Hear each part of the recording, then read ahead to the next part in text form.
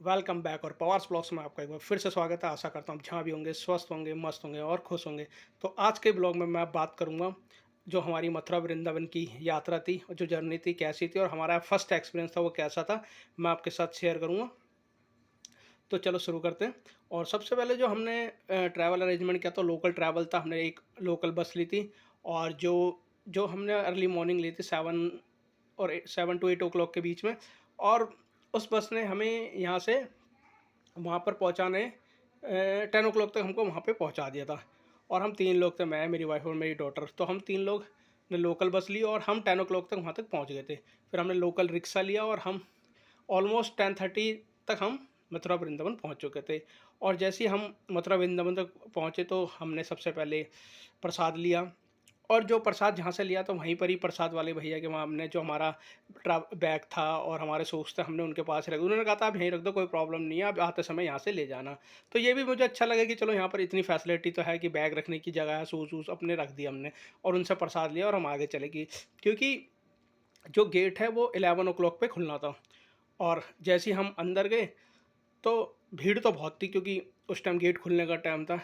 लेकिन उस भीड़ में एक कुछ चीज़ ऐसी थी जो मैंने ऑब्ज़र्व करी।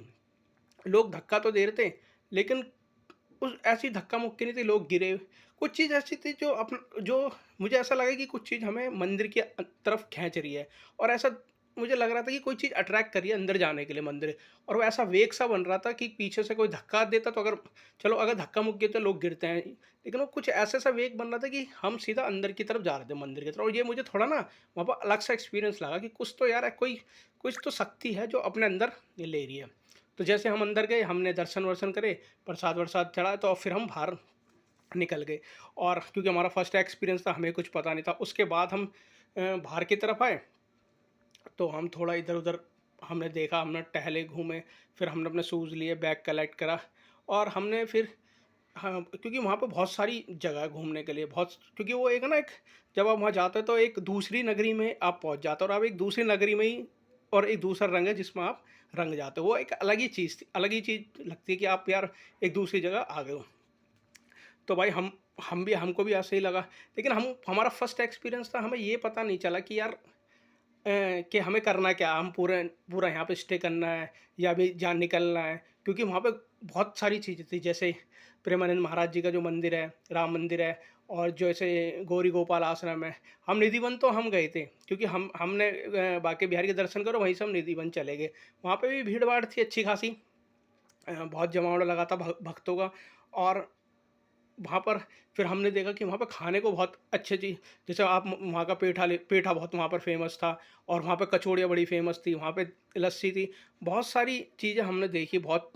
पर ऐसा लगा कि यार हाँ, हम एक अलग ही दुनिया में आ गए, क्योंकि पूरा एक वो ऐसी नगरी बना रखी है जो, मतलब हर कोई नगरी में रंग जाता है, मतलब भक्ति वाले रंग में। और फिर ऐसा लगता है कि बाहर कोई दुनिया है ही नहीं, यही एक दुनिया है।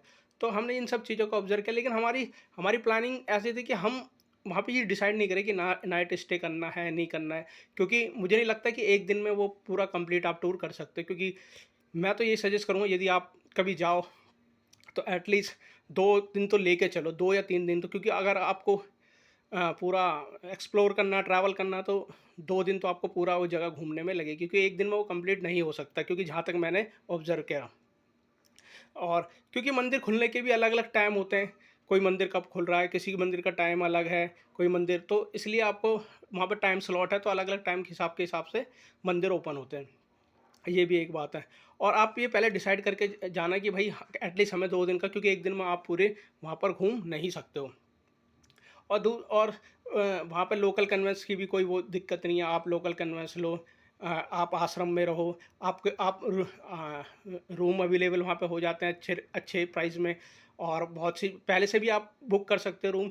तो किसी भी चीज़ की वहाँ पर कोई वो प्रॉब्लम नहीं है, ऑल फैसिलिटी अवेलेबल है। लेकिन हाँ, आप अगर वहाँ जाते हो तो एटलीस्ट 2 दिन तो आप लेके चलिए, एटलीस्ट कम से कम। क्योंकि 1 दिन में आपका ट्रैवल इतना कंप्लीट नहीं हो पाएगा, और आपको अच्छी-अच्छी चीज़ एक्सप्लोर करनी है तो 2 दिन। और एक आपको ऐसे लगेगा कि हम एक दूसरी जगह ही पहुँच गए।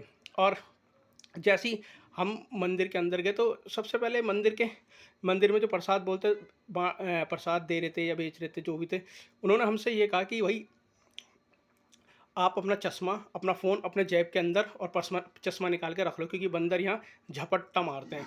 तो मुझे भी अजीब सा लगा, ना बंदर झप मैंने कहा चलो मोबाइल वाला तो चश्मा चश्मे पे भी झपट्टा मारते हैं।